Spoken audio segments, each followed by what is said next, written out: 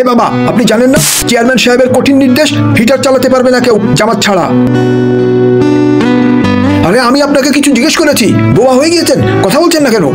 রাব্বানি, তোমার মধ্যে ভদ্রতা নেই? কিভাবে বয়স্কদের সাথে কথা বলতে হয় জানো না? আর উনি যদি হিটার চালিয়েও থাকেন, এতে সমস্যা কি হতে পারে? সমস্যা আছে, যখন কারেন্টের বিল বেশি আসে তখন এই ধরনের লোকগুলো পালিয়ে যায়। এনারা নামাজ পড়ে কম আর হিটার চালায় বেশি। ও, তুমি তাহলে সিদ্ধান্ত দিবে মসজিদে কে কি জন্য আসবে। আর তুমি তো একা বিল দাও না, আমরা সবাই মিলে দিই। যাও, কিছু করতে পারলে করো। হ্যাঁ, দুইজনই অপেক্ষা করো এখানে, আমি চেয়ারম্যান সাহেবকে ডাক দিয়ে নিয়ে আসতেছি, উনি জবাব চাইবে। মুরব্বী, আপনি দুশ্চিন্তা করবেন না, যা হবে দেখা যাবে। তবে মুরব্বী, আপনাকে এর আগে তো কখনো দেখিনি।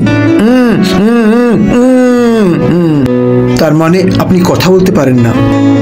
আঙ্কেল, আপনি পেরেশান হয়েন না, বিষয়টা আমি দেখব।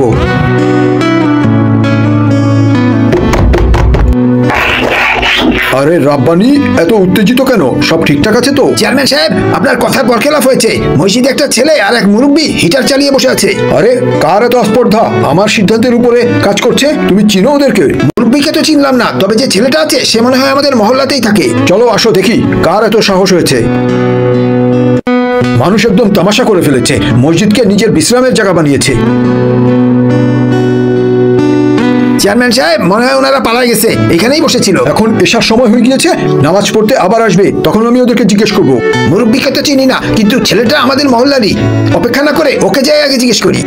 না, নামাজটা পড়তে দাও, তারপরে আমি সবার সামনে তাদেরকে বিচার করব। আল্লাহু আকবার, আল্লাহু আকবার, আল্লাহু আকবার, আল্লাহ।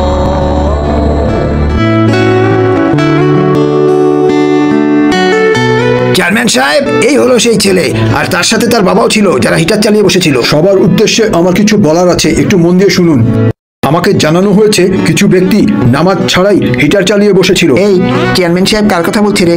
জানি না তো, অনেকে আছে এমন, কোনো বিবেচনা না করে শুধু বিদ্যুৎ বেশি বেশি ব্যবহার করে। চেয়ারম্যান সাহেব, ওকে জিজ্ঞেস করেন সেই বাবা কোথায়, আজকে নামাজে আসেনি কেন?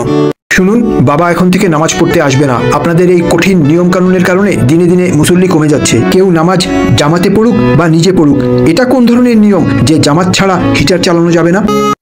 আমাদের উচিত মসজিদকে উন্মুক্ত রাখা সবার জন্য, সব সুবিধা সবাই ভোগ করবে। যদি কেউ হিটারের তাপ পোহানোর জন্যও আসতে চায়, তাকে আসতে দিন, কোনো রকম নিষেধাজ্ঞা না দিয়ে। আমাদের উচিত মসজিদকে সবসময় মুসল্লি দ্বারা পরিপূর্ণ রাখার চেষ্টা করা। আমার এই মেসেজটি পছন্দ হলে শেয়ার করে অন্যকে জানার জন্য ব্যবস্থা করে দিন। ধন্যবাদ।